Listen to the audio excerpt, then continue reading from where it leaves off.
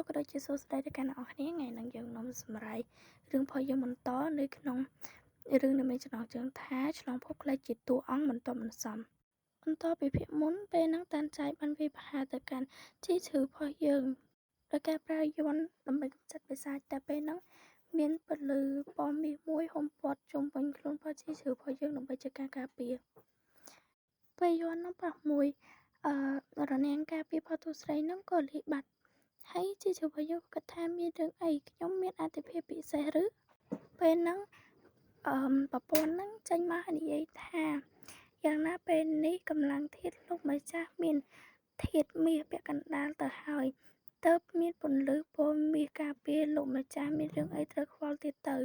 ជីឈឺរបស់យើងក៏តបទៅទាំងអៀនថាមែនពិតជាខ្លាំងអស្ចារ្យពេលហ្នឹងតានចៃនិយាយថានិយាយមកឯងជាបិសាចប្រភេទស្អីទៅយន្តនេះគ្មានប្រសិទ្ធភាពលើឯងដូច្នេះពេលហ្នឹងជីឈឺផុសយើងសួរទៅប្រពន្ធថាប្រពន្ធខ្ញុំគួរធ្វើយ៉ាងម៉េចប្រពន្ធឆ្លើយថា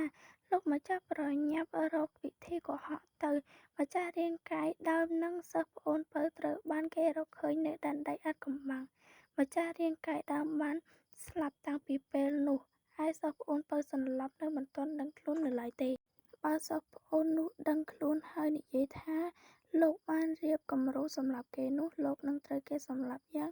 អនោចក្រំផ្លែដើររាប់មិនអស់មិនខានទេជីឈឺគិតតែញ័រថាម៉េច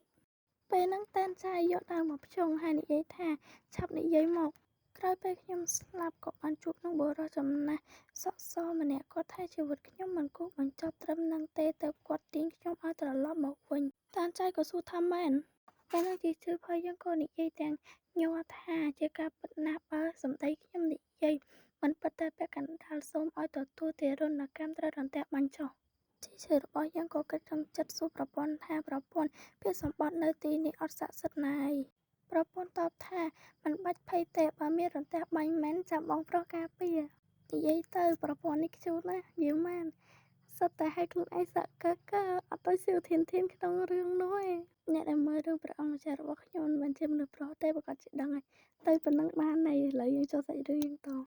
តានចៃក៏និយាយថារឿងក្រោយពេលប្រលឹងចេញពីរាងកាយហើយរស់ឡើងវិញក៏ធ្លាប់មានក្នុងកំណត់ត្រាដែរជើឯងមិនដោះអាសន្នសិនទៅចុះហើយក៏សុកដើរទុកវិញជីឈឺផុសយើងក៏គិតក្នុងចិត្តថា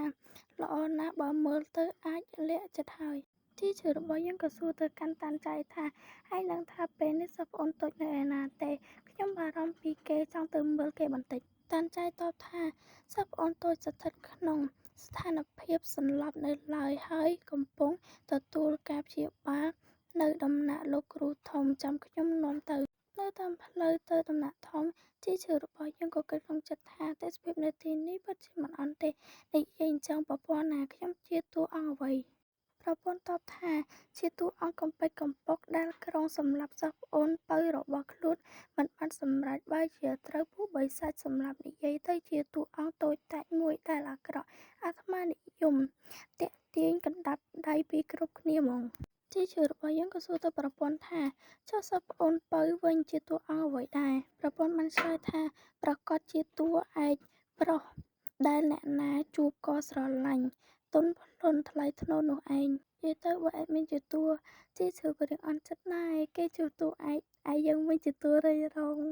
តែបានឥឡូវយើងចូលសាច់រឿងយើងហ្មងទៅប្រពន្ធបានប្រាប់ទៅជីឈឺថាក៏ប៉ុន្តែប្រតិចារទាំង3ដែលជាចាស់ទុំនៅទីនេះប្រព្រឹត្តខុសវិន័យខ្លួនទៅលើគេសូម្បីតែលោកគ្រូធំក៏ផ្ដល់សារៈសំខាន់ដល់គេដែរដូច្នេះទៅពេលគេរងរបួសលើកនេះអាចសម្រាកព្យាបាលនៅដំណាក់ធំបានជីឈឺរបស់យើងក៏គិតក្នុងចិត្តហើយសួរទៅប្រពន្ធថាមិនបានសុទ្ធតែតួអង្គប្រុសអញ្ចឹងអត់មានតួអង្គស្រីខ្ជូតណាយប្រពន្ធបានឆ្លើយវិញថាក្នុងរឿងហ្នឹងស្រីសុទ្ធតែជាតួរាយរងទេដែលធ្វើឲ្យជីឈឺរបស់យើងមានការភ្ញាក់ជាខ្លាំង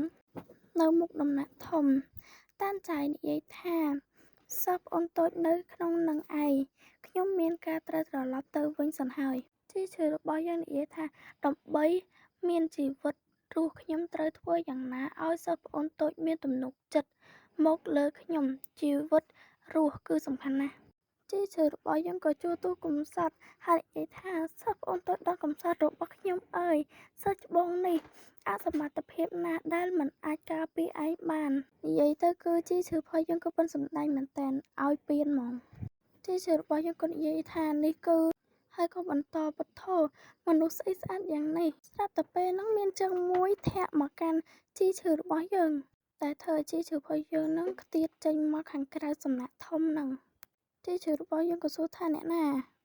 ពេលហ្នឹងមានបុរសម្នាក់ចេញមកហើយនិយាយថាឯងជាស្អីទៅបានជាថ្លឹមធំ